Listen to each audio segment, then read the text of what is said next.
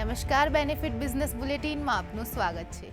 હું રાજવી. તો જાણીએ આજના મહત્વના સમાચાર.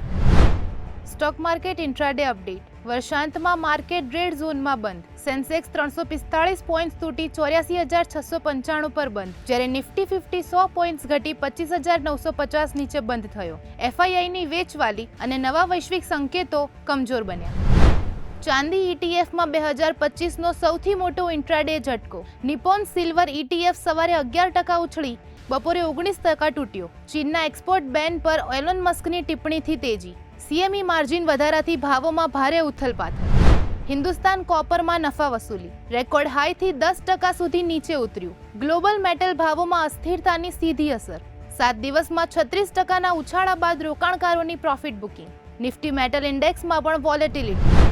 ટાઈમેક્સ ગ્રુપ ઇન્ડિયા શેર 6% સરકી રેડ ઝોનમાં બંધ. પ્રમોટર ઓએફએસ ચાલુ.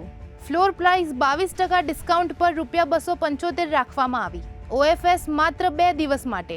શેર 6 મહિનાના 42% પર. વર્ષના શરૂઆતથી 59% વધ્યા છતાં આજે ઘટાડો જોવા મળ્યો. તો આવા જ મહત્વના સમાચારો જાણવા માટે જોડાયેલા રહો બેનિફિટ ન્યૂઝ સાથે.